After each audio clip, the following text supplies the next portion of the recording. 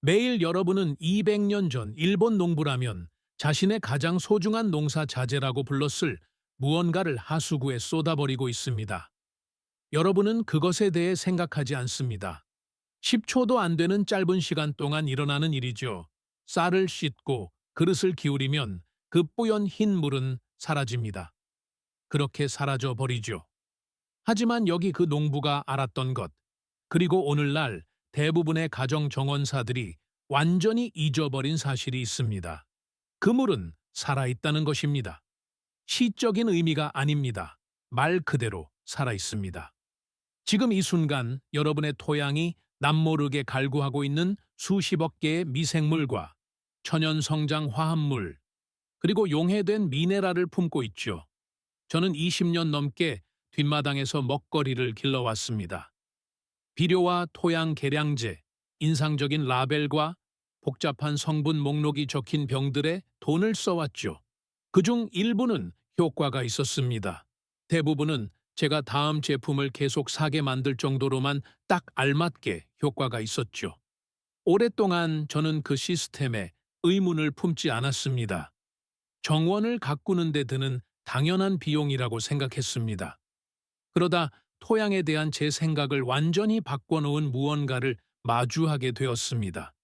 단 하나의 유리병, 1달러 어치의 쌀, 아니 대부분의 경우에는 아무 비용도 들지 않습니다. 그저 이미 버리려고 했던 그 물일 뿐이죠. 선반 위에서 7일. 그 결과는 독립적인 연구를 통해 뿌리 질량을 4,60% 증가시키고 단 한 달 만에 토양 구조를 개선하며 물주기 필요성을 거의 3분의 1로 줄일 수 있음이 입증된 살아있는 액상 접종원입니다. 이 병에서 발견되는 것과 같은 종류의 유익균인 락토바칠러스는 정원 용품점에서 병당 35리시롤 60달러에 판매되는 상업용 미생물 비료 제품의 활성 성분입니다. 같은 유기체입니다. 같은 메커니즘이죠. 가격은 50배 차이가 납니다. 여러분을 화나게 하려고 이 말을 하는 것이 아닙니다. 이것이 어떻게 작동하는지 생물학적 원리부터 제대로 이해하고 나면 다시는 주방 싱크대를 예전과 같은 눈으로 보지 않게 될 것이기 때문에 말씀드리는 것입니다. 이것은 지름길이 아닙니다. 속임수도 아니죠. 제가 여러분께 보여드리려는 것은 1950년대 농업혁명 기간 동안 조용히 밀려나기 전까지 동아시아 전역의 농부들이 2000년 동안 지속적으로 사용해온 시스템입니다. 유리병 하나와 물, 그리고 일주일의 기다림만 있으면 되는 아주 단순한 시스템이죠. 기발한 화학 덕분이 아니라 이미 토양 속에 존재하던 생명력과 함께 작용하기 때문에 효과가 있는 시스템입니다. 그 생명력은 대부분의 현대식 정원, 가꾸기 관행이 여러분에게 아무도 말해주지 않은 채 천천히 죽여온 것들입니다. 주류 정원 가꾸기 프로그램에서 이 이야기를 들어본 적이 없는 데는 이유가 있습니다. 지역 정원 용품점 선반에 50달러짜리 토양 증진제 옆에 이 제품이 놓여 있지 않은 데에도 이유가 있죠. 그 이유는 복잡하지 않으며 음모론도 아닙니다. 훨씬 더 간단합니다. 그리고 이 영상이 끝날 때쯤이면 여러분은 그것을 완전히 이해하게 될 것입니다. 지금은 이것만 알아두세요. 이번 시즌 여러분이 정원에 더할 수 있는 가장 강력한 도구는 이미 여러분의 주방에 있습니다. 만드는데 비용도 거의 들지 않죠. 그리고 수세기에 걸쳐, 여러 대륙에 걸쳐 무엇인가를 사야만 하는 의존성 없이 매년 튼튼하고 건강한 먹거리를 길러내는 토양을 만드는 것으로 증명되었습니다. 우리는 방법이 아니라 이야기부터 처음부터 시작할 것입니다. 이것이 어디에서 왔고 왜 사라졌는지 이해하는 것만이 오늘날 이것이 여러분의 정원을 위해 무엇을 할 수 있는지 완전히 신뢰할 수 있는 유일한 길이기 때문입니다. 저와 함께 해주세요. 솔직하게 한 가지 여쭤보겠습니다.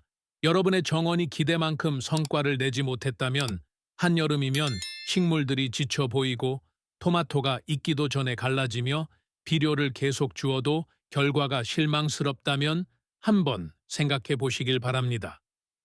그것은 아마 여러분의 잘못이 아닐 것입니다. 여러분의 노력이나 정성이 부족해서가 아닙니다. 토양 탓도 아닙니다. 진짜 이유는 따로 있습니다. 대부분의 가정 정원사들이 듣지 못한 사실은 우리가 건네받은 모델 자체가 기초부터 망가져 있다는 것입니다.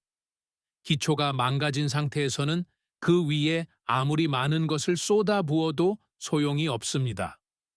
결과는 항상 기대에 못 미칠 것입니다. 망가진 모델이 실제로 어떤 모습인지 보겠습니다. 여러분은 정원 용품점에 갑니다. 질소, 인산, 칼륨이 10G10칩이나 12699 같은 숫자로 표시된 알갱이 비료 한 봉지를 삽니다. 그것을 뿌리면 식물은 푸르게 변하고 몇 주 동안은 좋아 보입니다. 그러다 효과가 사라지면 여러분은 다시 비료를 줍니다. 토양은 점점 더 딱딱해지고 밀도가 높아지며 생명력을 잃기 시작합니다. 물이 더 빨리 빠져나가기 때문에 물을 더 자주 주게 됩니다. 식물이 더 필요로 하는 것 같아 비료를 더 많이 줍니다.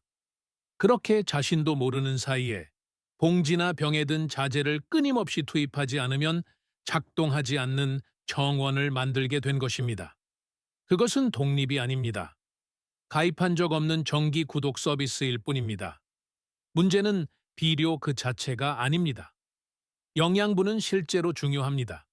문제는 그러한 합성 자재들이 발밑에 보이지 않는 시스템에 미치는 영향입니다. 건강한 토양은 단순히 미네랄 입자와 유기물 덩어리가 아닙니다. 그것은 수억 년 동안 식물 뿌리와 함께 진화해온 박테리아, 곰팡이, 원생동물, 미세 절지동물들로 이루어진 밀도 높고 복잡한 살아있는 생태계입니다. 이 시스템이 제대로 작동하면 어떤 비료도 흉내 낼 수 없는 일을 해냅니다. 유기물을 식물이 이용할 수 있는 영양소로 천천히, 꾸준히 분해합니다. 물이 그냥 흘러가지 않고 스며들 수 있도록 토양 구조를 형성합니다. 뿌리가 더 깊고 넓게 자라도록 신호를 보내는 천연 호르몬을 생성합니다. 화학적 개입 없이도 유해한 병원균을 억제합니다. 고농도로 반복해서 뿌려지는 합성 질소염은 이 시스템을 교란합니다. 한꺼번에 파괴하는 것이 아니라 점진적으로 진행됩니다. pH가 변하고 특정 박테리아 군집이 붕괴하며 곰팡이 네트워크가 약해집니다. 토양은 예전에 스스로 하던 일을 하기 위해 점점 더 외부 자재에 의존하게 됩니다. 대부분의 정원사들은 이 변화가 느리게 진행되고 비료가 항상 일시적으로는 성장이 좋아 보이는 반응을 보이기 때문에 그 연관성을 알아차리지 못합니다. 여러분은 식물에게 먹이를 주라고 배웠습니다. 하지만 아무도 말해주지 않은 사실은 여러분의 진짜 할 일은 토양을 먹이는 것이며 그 토양이 식물을 먹이게 하는 것입니다. 이 차이는 작게 들릴지 모르지만 그렇지 않습니다. 이것이 무언가를 계속 사야 하는 정원과 시간이 갈수록 스스로의 역량을 키워가는 정원의 결정적인 차이입니다. 제가 보여드릴 방법은 식물에게 직접 먹이를 주는 것이 아닙니다. 토양 속 미생물의 삶에 먹이를 주어 합성 프로그램이 수년 동안 억제해온 생명력을 재건하고 복원하며 재활성화하는 것입니다. 그 생명력이 다시 작동하기 시작하면 식물은 어떤 액체 비료도 따라올 수 없는 방식으로 반응합니다. 시스템이 설계된 대로 작동하기 시작하기 때문입니다. 더 나아가기 전에 한 가지 분명히 하고 싶습니다. 지금까지 해온 모든 것을 버리고 새로 시작하라는 말이 아닙니다. 정원 용품점이 적이라는 뜻도 아닙니다.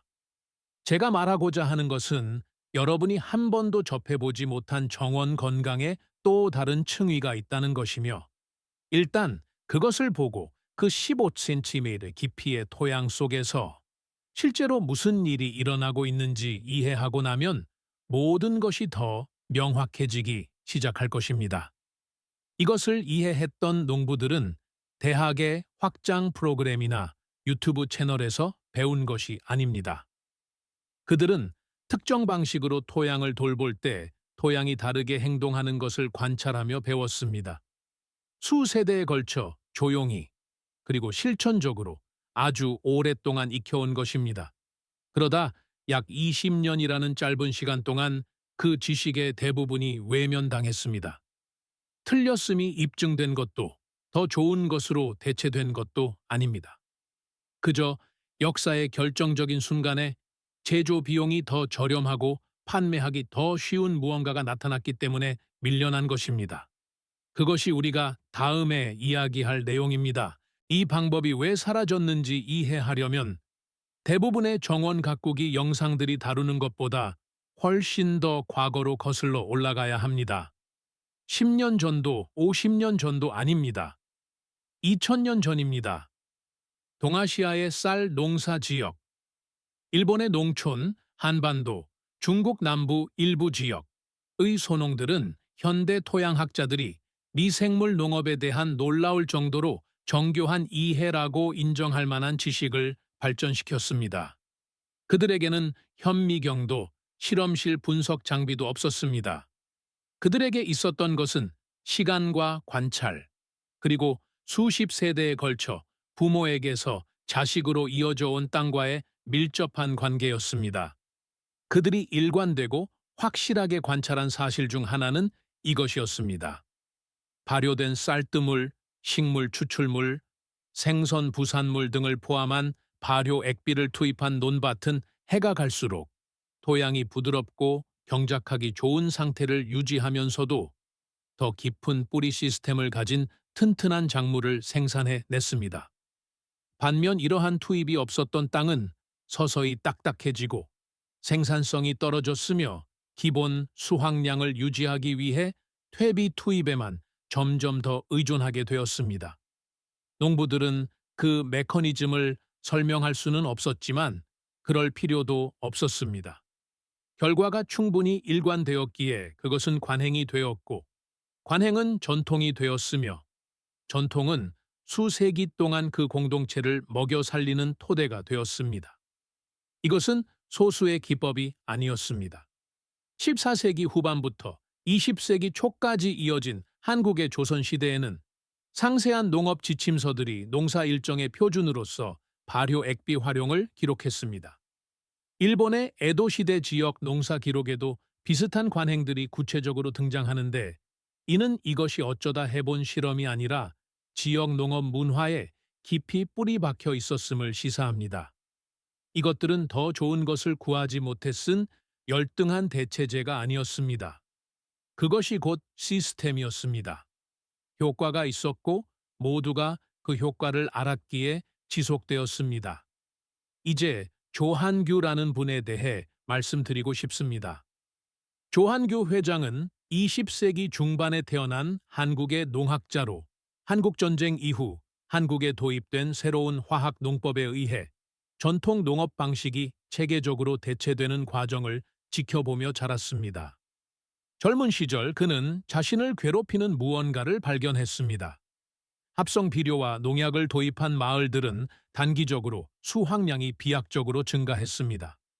하지만 한 세대도 지나지 않아 그 땅들 중 많은 곳에서 토양 피로 현상, 토양 다짐, 유기물 감소, 해충 압력 증가, 점점 더 많은 화학 자재에 대한 의존이 나타나기 시작했습니다. 그는 버려진 것들을 다시 연구하기 시작했습니다. 그는 자신의 가족이 뿌리를 둔 공동체를 포함하여 옛 발효 농법 시스템이 완전히 대체되지 않은 마을들을 기록했습니다. 처음 읽었을 때 제 기억에 남았던 한 기록에서 그는 400년 넘게 단 한 번도 외부 토양 계량제를 구입하지 않은 농사 공동체를 묘사했습니다. 농장 자체에서 생산된 것만 사용하여 동일한 땅에서 400년 동안 지속적으로 식량을 생산해 온 것입니다. 그는 그곳의 토양이 인근의 화학적으로 관리된 밭과는 달리 어둡고 부드러우며 생물학적으로 밀도가 높다는 점에 주목했습니다. 조 회장은 전통 농부들이 직관적으로 실천해 온 것과 동일한 미생물 원리를 바탕으로 자담, 제야담, 농법이라는 자연 농법 접근 방식을 발전시켰습니다. 그는 연구 결과를 발표하고 농부들을 교육하며 소외되었던 방식들을 재도입하기 위해 수십 년을 바쳤습니다. 그의 작업은 발효 미생물 자재가 민속 신앙이 아니라 응용 토양 생물학으로서 왜 효과가 있는지를 보여주는 가장 상세한 현대적 기록 하나로 남아 있습니다. 그렇다면 무슨 일이 일어난 것일까요? 왜 2000년의 실적을 가진 방식이 그토록 철저하고 빠르게 대체되었을까요? 답은 1945년에 있습니다. 제2차 세계대전이 끝났을 때 폭발물 제조, 특히 군수품용 암모니아 합성에 사용된 하버 보슈법을 위해 구축된 산업 기반 시설은 새로운 용도가 필요했습니다. 그 답이 바로 합성 질소 비료였습니다. 동일한 공장과 화학 공정이 농업으로 방향을 틀었습니다. 자재는 풍부했고 대규모 생산이 저렴했으며 측정과 판매가 용이한 즉각적이고 가시적인 결과를 만들어냈습니다. 그 뒤를 이은 것이 1950년대와 60년대의 녹색 혁명이었습니다. 이는 고수확 작물 품종, 관계시설, 화학 자재를 통해 세계적인 식량 불안 문제를 해결하려는 진지하고 선의의 찬 노력이었습니다. 그것은 생명을 구했습니다. 순수한 칼로리 생산 측면에서 효과가 있었습니다. 하지만 그것은 또한 특정한 농사 모델을 세계 농업 정책, 교육, 상업에 너무나 깊이 각인시켜 그 모델 이외의 모든 것을 서서히 주변부로 밀어냈습니다. 전통적인 발효 액비 시스템은 새로운 모델에 맞지 않았습니다. 특허를 낼 수도 없었습니다. 산업적 규모로 제조하여 컨테이너로 운송할 수도 없었습니다. 모든 농가에서 유리병으로 무료로 만들 수 있는 것을 두고 유통망을 구축할 수도 없었습니다. 그래서 홍보되지 않았습니다. 농업대학에서 가르치지 않았습니다. 확장 프로그램에서도 다루지 않았습니다. 그것들은 틀렸거나 가치가 없어서가 아니라 단지 상업적으로 보이지 않게 되었기 때문에 뒤처졌습니다. 그리고 이 모든 과정에는 조용한 아이러니가 숨어 있습니다. 그 농부들이 다루었던 생물학, 쌀뜨물 발효액 속의 특정 미생물과 그것들이 토양 및 뿌리와 상호작용하는 메커니즘은 결국 현대 과학에 의해 연구되고 기록되었으며 검증되었습니다. 연구 자료와 데이터는 존재합니다. 다만 여러분이 직접 집에서 공짜로 만들 수 있는 제품을 파는 데는 이윤이 남지 않기 때문에 정원 용품점 선반에 없을 뿐입니다. 이것이 역사입니다. 이제 이것이 왜 실제로 효과가 있는지 이해할 차례입니다. 이 이면의 과학은 정말 놀라우며 지금 이 순간부터 토양에 대한 여러분의 생각을 바꿔놓을 것이기 때문입니다. 유리병 안에서 실제로 무슨 일이 일어나고 있는지 이야기해 봅시다. 쌀을 씻을 때 나오는 물은 단순히 전분질이 섞인 뿌연 물이 아닙니다. 그것은 각 쌀알의 표면과 바로 아래에 머물던 수용성 화합물들의 혼합물을 담고 있습니다. 비타민 B군, 아미노산, 인과 칼륨 같은 미네랄, 그리고 가장 중요한 것은 미생물의 즉각적인 먹이가 되는 단순 탄수화물입니다. 그 물 자체만으로는 가치가 미미할 수 있습니다. 하지만 시간과 온기, 그리고 적절한 조건이 주어지면 근본적인 변화가 일어납니다. 그 물과 주변 공기 중에 자연적으로 존재하는 미생물들이 번식하기 시작합니다. 그리고 쌀뜨물의 약산성 조건과 탄수화물이 풍부한 환경에서 우점종으로 나타나는 유기체가 바로 락토바실러스, 락토바칠루스입니다. 락토바실러스라는 이름은 생소할지 몰라도 여러분은 이미 이 균을 잘 알고 있습니다. 요거트, 김치, 사워도우 빵을 만드는 주인공이죠. 현존하는 가장 많이 연구된 세균 속 중 하나로 잘 알려져 있고 기록도 풍부하며 완전히 안전한 것으로 간주됩니다. 식품의 관점에서 우리는 발효와 보존을 위해 이 균을 소중히 여깁니다. 하지만 토양의 관점에서 이 균의 역할은 완전히 다르며 훨씬 더 강력합니다. 락토바실러스가 토양 생태계에 들어갔을 때 실제로 어떤 일을 하는지 설명해 드리겠습니다. 첫 번째로 이 균은 젖산 락틱 애시드를 생성합니다. 이것은 들리는 것보다 훨씬 중요합니다. 젖산은 약한 유기산으로 식물 뿌리에 직접적으로 도움이 되는 방식으로 주변 토양 환경을 변화시킵니다.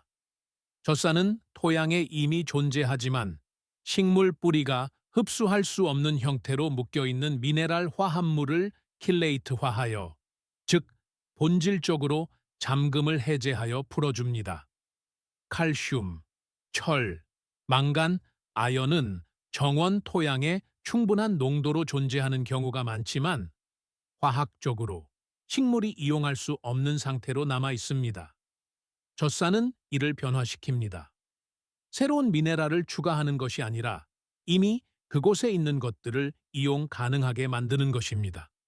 이는 합성 비료 프로그램들이 놓치고 있는 결정적인 부분입니다. 그들은 이미 존재하는 것을 활성화하는 것이 아니라 외부 자재를 추가하도록 설계되었기 때문입니다. 번성하는 락토바실러스 군집이 하는 두 번째 일은 병원균을 억제하는 것입니다. 젖산은 뿌리 썩음, 모잘록병, 토양 매개 질환을 일으키는 여러 유해 박테리아와 곰팡이가 살기 힘든 국소 토양 환경을 조성합니다. 이것은 멸균이 아닙니다. 이 점이 중요한데 멸균은 건강한 토양이 필요로 하는 것과 정반대이기 때문입니다. 락토바실러스는 유익한 미생물 군집은 선호하면서 유해한 유기체는 생존하기 어려운 환경을 선택적으로 만듭니다. 이것은 발효식품이 냉장 보관 없이도 더 오래 유지되는 원리와 같습니다. 토양에 적용하면 화학 살균제 없이도 조용히 질병에 더 강한 정원이 된다는 뜻입니다. 세 번째 효과는 가장 가시적인 결과를 만들어내는 것으로 우리를 $40짜리 병 제품과의 비교로 안내합니다. 락토바실러스 발효 과정에서 생성되는 화합물 중에는 유기산, 효소, 그리고 가장 중요한 식물 성장 호르몬처럼 작용하는 화합물 등 여러 종류의 생물학적 활성 분자가 포함되어 있습니다. 여기서 가장 중요한 것은 인도라세트산 IAA로 알려진 화합물입니다. IAA는 식물에서 자연적으로 발생하는 주요 옥신, 아욱신으로 세포 신장, 뿌리 형성 및 뿌리 분기를 지시하는 호르몬군입니다. IAA가 뿌리 부근에 충분한 농도로 존재하면 뿌리는 단순히 자라는 것이 아니라 증식합니다. 뿌리는 공격적으로 갈라져 토양층 더 깊숙이 뻗어나가며 훨씬 더 넓은 범위의 토양에서 물과 영양분에 접근하게 됩니다. 이것이 바로 쌀뜨물 발효액 사용에 대한 연구에서 뿌리 질량이 일관되게 40% 증가하는 이유입니다. 식물이 더 많은 질소나 인을 공급받아서가 아닙니다. 뿌리 구조 자체가 근본적으로 개선되었기 때문이며 개선된 뿌리 시스템은 이후 식물 성장의 모든 측면을 변화시킵니다. 수분 흡수가 좋아지고 영양소 흡수가 증가합니다. 가뭄이나 고온에 대한 스트레스 저항력이 크게 높아집니다. 식물은 밑바닥부터 구조적으로 더 유능해집니다. 이제 여기서 $40짜리 병 제품이 등장합니다.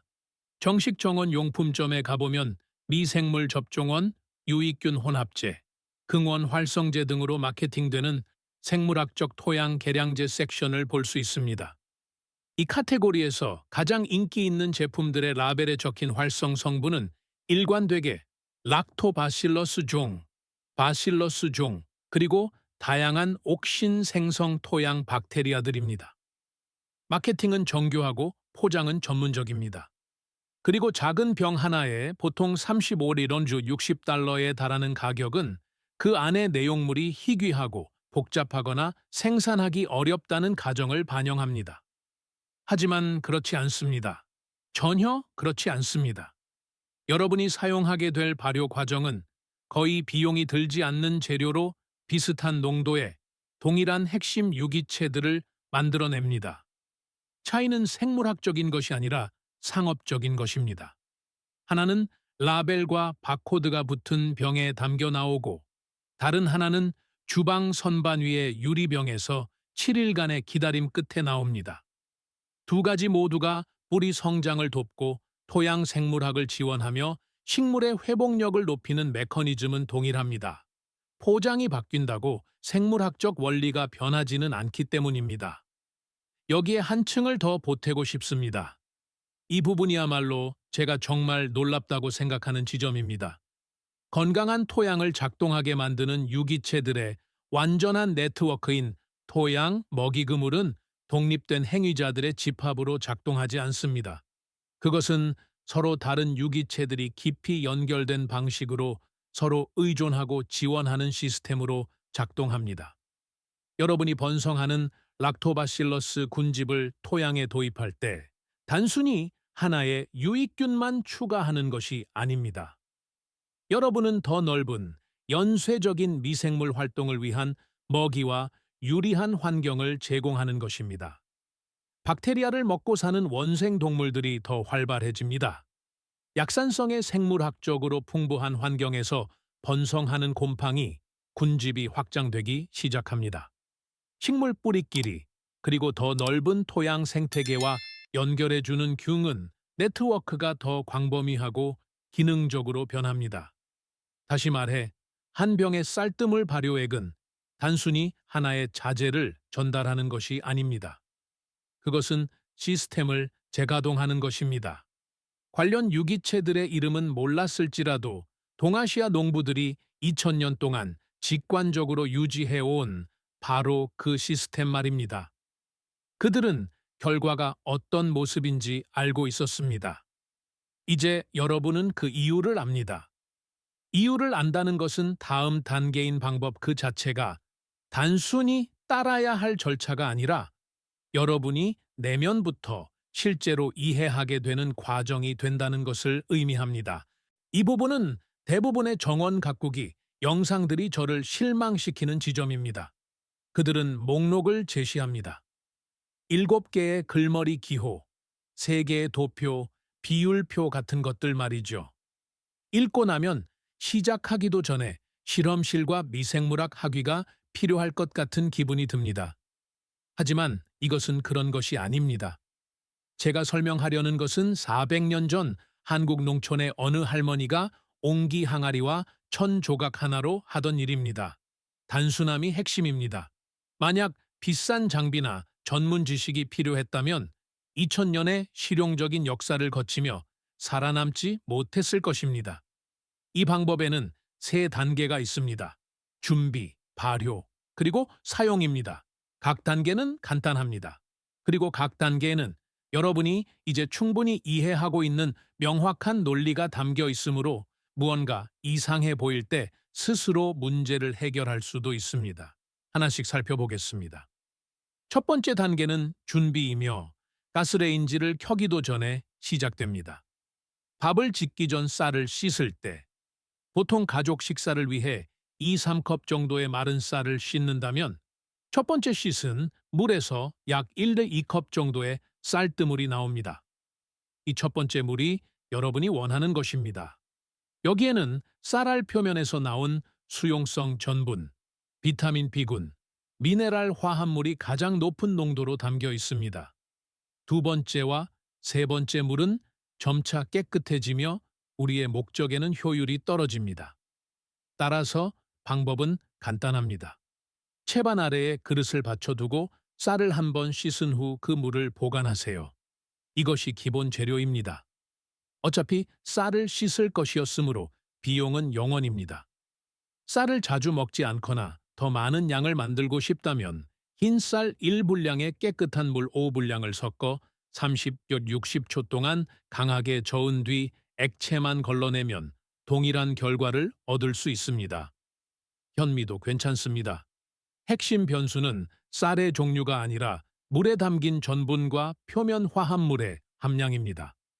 이 경우 비용은 쌀값이 되겠지만 대부분의 식료품점에서 파는 쌀 한 봉지면 한 번에 필요한 양보다 훨씬 많은 쌀뜨물을 만들 수 있습니다. 쌀뜨물을 깨끗한 유리병에 부으세요.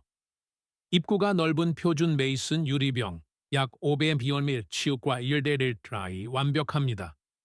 플라스틱보다는 유리가 좋은데 미생물 수준에서 발효 과정을 방해할 수 있는 가스를 배출하지 않기 때문입니다. 유리가 없다면 깨끗한 플라스틱 용기도 괜찮지만 먼저 깨끗이 헹구십시오. 유리병 윗부분에 5-8세, 1% 정도의 여유 공간, 헤드스페이스를 남겨두세요. 발효 과정에서 이산화탄소가 발생하므로 뚜껑을 밀어내지 않고 압력이 평형을 이룰 공간이 필요합니다. 입구를 느슨하게 덮으세요. 고무줄로 고정한 통기성 있는 천이 이상적입니다. 면보, 깨끗한 면 행주 혹은 키친타월을 두 겹으로 겹친 것도 좋습니다. 목표는 먼지와 곤충은 막으면서 가스 교환은 허용하는 것입니다. 발효 중에 병을 밀폐하지 마세요. 밀폐된 병은 압력이 쌓여 깨지거나 넘칠 수 있습니다. 느슨하게 덮는 것은 부주의한 것이 아니라 의도적인 것입니다. 두 번째 단계는 발효이며 여기서 인내심이 핵심 성분이 됩니다. 천으로 덮은 병을 실온 섭씨 약 18-27도 사이에 두세요. 직사광선이 닿지 않는 주방 조리대 위가 좋습니다. 따뜻한 달에는 차고나 창고의 선반도 괜찮습니다. 중요한 것은 안정적이고 적당한 온기입니다. 직사광선은 액체를 너무 뜨겁게 만들어 미생물 배양균이 정착하기 전에 죽일 수 있으므로 피하세요. 온도가 15도 이하로 내려가면 발효가 너무 느려져서 락토바실러스 대신 효모나 곰팡이 같은 잘못된 유기체들이 주도권을 잡게 되므로 주의해야 합니다. 병을 5번 7일 동안 그대로 두세요. 27도 정도의 따뜻한 환경에서는 5일이면 충분합니다. 좀 더 서늘하다면 7일이나 그보다 조금 더 걸릴 수 있습니다. 하루에 한 번씩 덮개를 잠깐 열고 깨끗한 숟가락으로 액체를 가볍게 저어주세요. 이렇게 하면 표면층에 약간의 신선한 산소를 공급하고 표면막이 너무 두꺼워지는 것을 방지할 수 있습니다. 3-4일째가 되면 변화가 나타나기 시작합니다. 전분이 미생물 활동에 의해 소비되면서 액체 색깔이 불투명한 유백색에서 약간 더 투명한 상태로 변할 것입니다. 표면에 작은 거품이 보일 수도 있는데 이는 발효가 진행되면서 이산화탄소가 방출되는 것으로 과정이 잘 진행되고 있다는 신호입니다. 5원 7일째가 되면 액체에서 요거트나 가벼운 사워도우와 비슷한 특유의 시큼하고 산뜻한 냄새가 날 것입니다. 불쾌하지 않고 기분 좋게 톡 쏘는 냄새입니다. 그 냄새가 바로 젖산이며 여러분이 찾던 결과물입니다. 그것은 락토바실러스가 병 안에서 우점종이 되었음을 확인해 줍니다. 만약 가루 같은 질감의 녹색, 검은색 혹은 흰색의 보풀거리는 곰팡이가 보인다면 그 배양액은 버리고 새로 시작하세요. 이는 보통 병이 충분히 깨끗하지 않았거나 온도가 너무 낮았거나 입구가 너무 꽉 막혀 있었음을 나타냅니다. 특히 첫 시도에서는 가끔 일어날 수 있는 일입니다. 방법이 틀린 것이 아니라 조건이 맞지 않았을 뿐이므로 온도나 병의 청결도 같은 변수 하나만 조절하면 즉시 해결됩니다. 액체에서 역하거나 썩은 냄새가 아닌 깨끗하고 시큼한 냄새가 나면 발효가 완료된 것입니다. 고운 체나 천에 걸러 침 전물을 제거하고 깨끗한 병에 옮겨 담으세요. 이제 여러분은 농축된 미생물 접종원을 갖게 된 것입니다. 직사광선이 없는 서늘한 곳에 보관하면 실온에서 2-3주, 냉장고에서는 최대 3개월까지 활성 상태로 사용할 수 있습니다. 세 번째 단계는 사용이며 여기서 희석 비율이 중요합니다. 농축된 상태의 쌀뜨물 발효액은 뿌리에 직접 주기에는 너무 산성이 강하고 생물학적으로 밀도가 높습니다. 여러분이 원하는 것은 토양 생태계가 무리 없이 흡수하고 통합할 수 있는 농도로 미생물과 그 부산물을 전달하는 희석액입니다. 토양 관주용 표준 희석 비율은 쌀뜨물 발효액 1, 깨끗한 물 20입니다. 약 7.5리터 정도 들어가는 표준 물뿌리개라면 발효액을 약 2큰술 정도 넣으면 됩니다. 가볍게 젓고 즉시 사용하세요. 희석된 용액을 몇 시간씩 방치하지 마세요. 희석되면 미생물 환경이 변하고 농축된 배양 배지에서 분리된 미생물들은 수치가 떨어지기 시작하기 때문입니다. 희석액을 잎이 아니라 식물 밑동의 토양에 직접 뿌려주세요.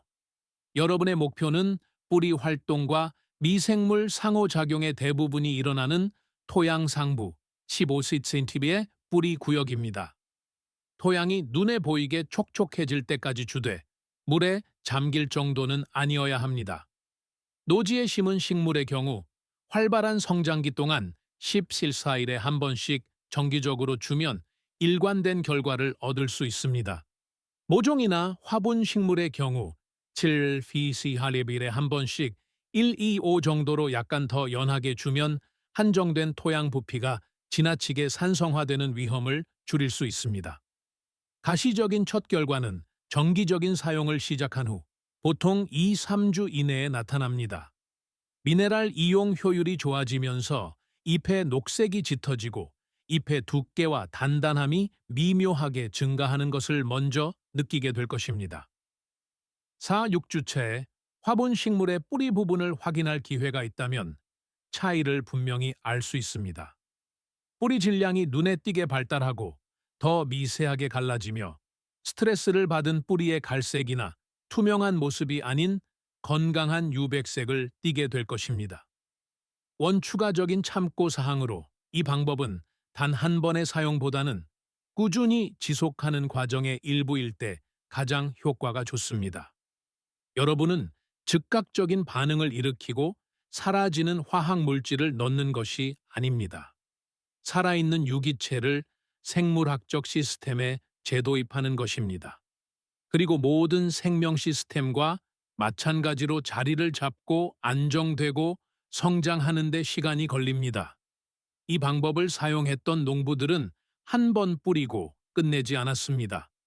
그것은 물 주기처럼 당연하고 규칙적인 그들의 계절적 리듬의 일부였습니다. 그 꾸준함이 장기적인 결과를 만듭니다.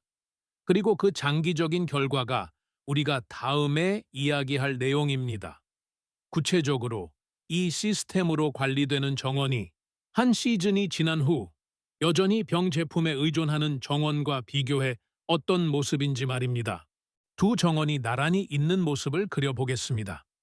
같은 동네, 같은 기후, 같은 토양 유형으로 시작한 정원입니다. 적당한 유기물이 있고 수년간의 발길과 이따금 행한 경운으로 약간 다져진 전형적인 교회 뒷마당 토양이죠. 같은 봄날, 같은 주에 같은 작물을 심었습니다. 한 정원은 관행적인 프로그램을 따릅니다. 심을 때 알갱이 복합 비료를 주고 시즌 내내 2주마다 액비를 주며 날씨가 습해지면 살균제를 뿌립니다. 다른 정원은 합성 자재를 전혀 쓰지 않습니다. 대신 식재 6주 전부터 토양 생물학을 먼저 구축하기 위해 쌀뜨물 발효액을 꾸준히 주기 시작했고 성장기 내내 이를 지속합니다. 한여름이 되면 그 차이는 결코 사소하지 않습니다. 저는 제 정원에서 여러 시즌 동안 이 비교가 실제로 일어나는 것을 지켜보았고 제가 뒷마당에서 경험한 것보다 더 과학적인 엄밀함을 가지고 동일한 변수들을 추적한 자담 시험과 독립적인 소농 연구에 기록된 결과들을 읽어왔습니다. 일관되게 나타나는 패턴은 관행적인 투입 모델 안에서만 일해온 사람들을 놀라게 합니다. 생물학적으로 관리된 정원이 화학적으로 관리된 정원의 성과를 단순히 따라잡는 데 그치지 않기 때문입니다. 몇몇 핵심 지표에서 생물학적 관리가 더 우수한 성과를 냅니다. 그리고 비교 기간이 길어질수록 비용 차이는 더욱 극명해집니다. 가정 정원사에게 가장 중요한 숫자부터 시작해 봅시다. 채소 작물, 토마토, 고추, 잎이 채소, 뿌리 채소, 에 락토바실러스 기반의 발효 자재 시스템을 사용한 대조 시험에서 비료를 주지 않은 대조군에 비해 뿌리 건조 질량이 40번봉 60% 증가하는 것이 일관되게 기록되었습니다. 합성 질소 프로그램과 직접 비교했을 때도 작물 품종과 토양의 초기 상태에 따라 다르지만 생물학적 방식의 뿌리 질량 우위는 보통 15-30% 범위에 이릅니다. 이 차이는 작아 보일 수 있지만 뿌리 구조가 실제로 무엇을 통제하는지 이해하고 나면 생각이 달라집니다. 뿌리가 1cm 더 뻗어나갈 때마다 더 넓은 토양 범위, 더 많은 물, 더 많은 미네랄, 더 많은 미생물 파트너에 접근할 수 있음을 의미합니다. 뿌리 질량이 40% 더 많은 식물은 수분 흡수 능력이 단순히 40% 좋아진 것이 아닙니다. 뿌리가 적은 식물은 결코 닿을 수 없는 토양층에 접근하고 있는 것입니다. 7월에 어느 가뭄 든 주에 그 차이는 시들었다가 천천히 회복하는 식물과 스트레스를 거의 보이지 않는 식물을 가르는 기준이 됩니다. 수분 보유력은 두 번째 주요 변수이며 회의적인 정원사들을 그 무엇보다 빠르게 설득하는 지표이기도 합니다. 건강한 미생물 군집, 특히 지속적인 발효자재 프로그램이 지원하는 박테리아와 곰팡이 군집은 토양 입자들을 결합시켜 때알 구조, 아클레가텟을 만드는 생물학적 접착제를 생산합니다. 기술적으로는 글로말린 글로마린과 세포의 다당류라고 불리는 물질들입니다. 이 때알 구조는 토양이 빽빽하고 딱딱한 느낌이 아니라 포슬포슬한 느낌이 들게 하는 기공 구조를 만듭니다. 이 기공 구조는 토양학을 이해하기 전에는 모순적으로 들릴 수 있는 두 가지 일을 동시에 해냅니다. 폭우가 내린 뒤에는 과도한 물을 원활하게 배수시켜 토양 과습과 뿌리 산소 부족을 막는 동시에 가뭄 시에는 다져진 토양보다 훨씬 더 효과적으로 수분을 가두어 두는 미세 저수지 역할을 합니다. 생물학적 투입 프로그램으로 전환한 정원사들은 단 한 시즌 만에 물주기 횟수가 20-35% 감소했다고 일관되게 보고합니다. 한 번 줄 때 물을 적게 주는 것이 아니라 토양이 물을 더 잘 머금고 다음 물 주기 전까지 식물에 더 효율적으로 전달하기 때문입니다. 이제 이번 시즌 동안 드는 비용을 정직하고 구체적으로 이야기해 봅시다. 관행적인 가정 정원 프로그램, 시작용 알갱이 비료, 농축 액비, 한두 번의 살균제 살포, 그리고 어쩌면 토양 생물학에 관한 글을 읽고 정원 용품점에서 산 균은 접종원 한 봉지까지 은 한 시즌 동안 소규모 뒷마당 텃밭 기준으로 보통 $60에서 $120, 약 8-16만 원 정도 듭니다. 이것도 보수적으로 잡은 수치입니다. 많은 정원사가 특정 결핍 증상을 해결하려고 표적 제품들을 사기 시작하면 훨씬 더 많은 돈을 씁니다. 이러한 투입물은 소모품입니다. 매 시즌 여러분은 다시 0원에서 시작합니다. 토양에 그 투자가 쌓이지 않습니다.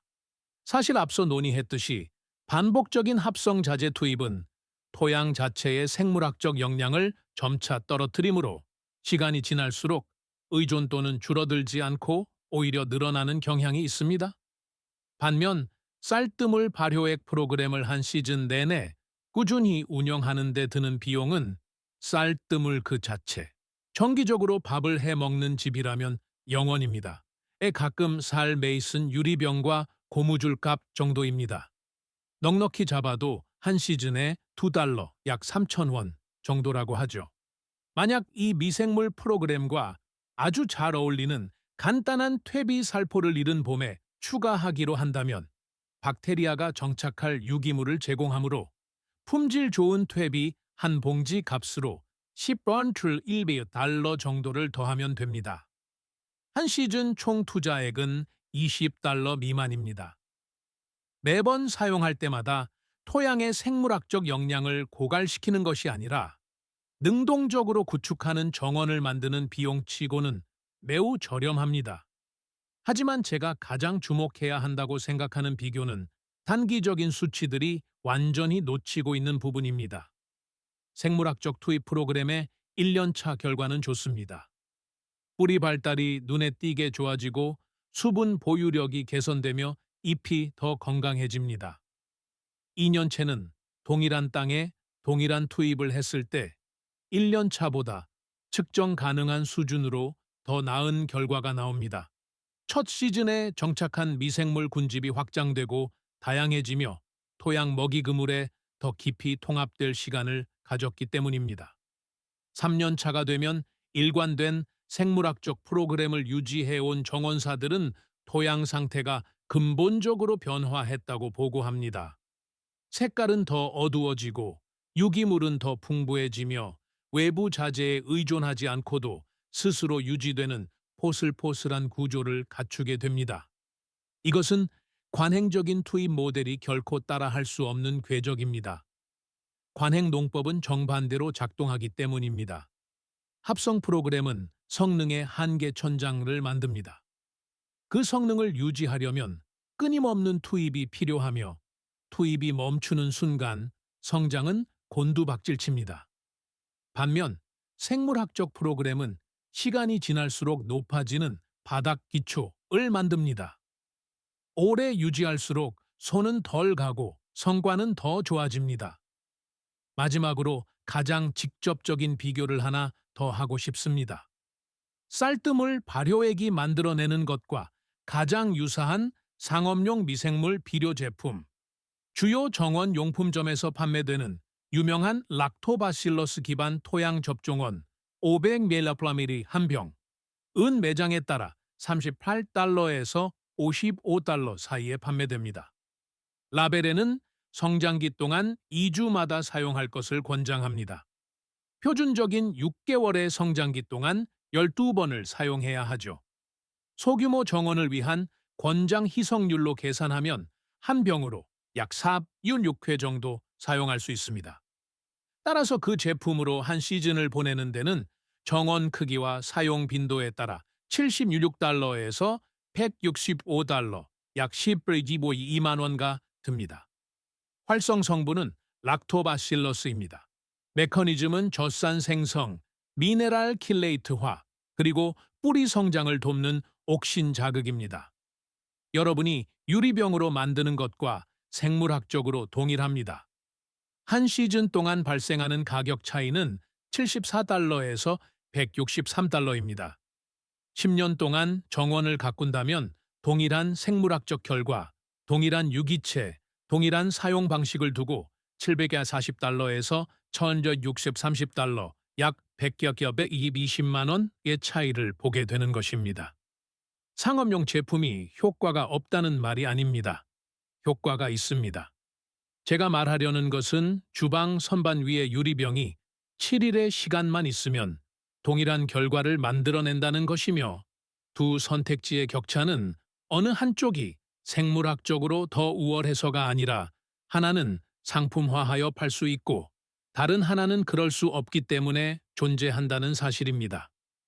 여러분의 정원은 그 차이를 모릅니다. 토양은 라벨에 신경 쓰지 않습니다.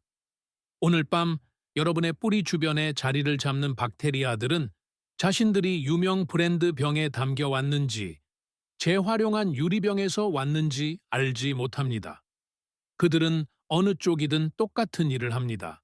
그리고 조용하고 꾸준하며 보이지 않지만 놀랍도록 효과적인 그 작업이야말로 우리가 이 긴 대화 내내 목표로 삼아온 것입니다.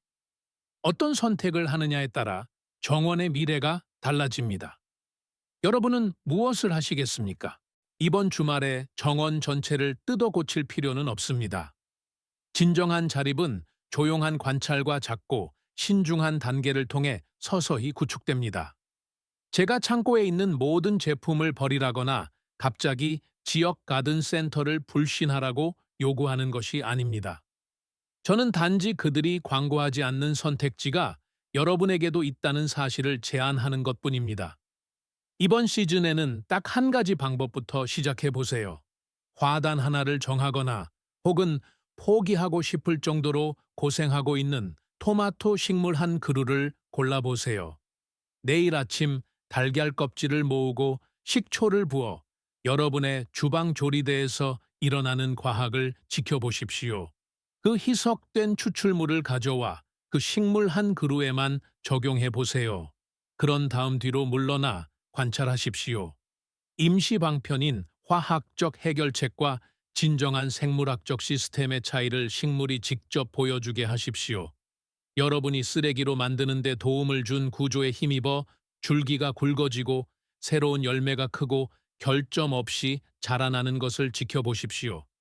그 성공을 목격할 때 여러분은 이 잊혀진 비결의 조용한 힘을 이해하게 될 것입니다. 플라스틱 병에 의존하지 않고도 수확을 보호하고 가족을 부양할 수 있다는 사실을 알게 될 것입니다. 원예는 토양과 싸우거나 모든 결함을 구매로 해결하려고 서두르는 것이 아닙니다. 그것은 지구가 무엇을 요구하는지 이해하고 그 해답은 대개 이미 여러분의 손안에 있다는 것을 아는 과정입니다. 한 번만 시도해 보십시오. 여러분 자신의 경험을 믿으세요. 그러면 나머지는 정원이 가르쳐 줄 것입니다.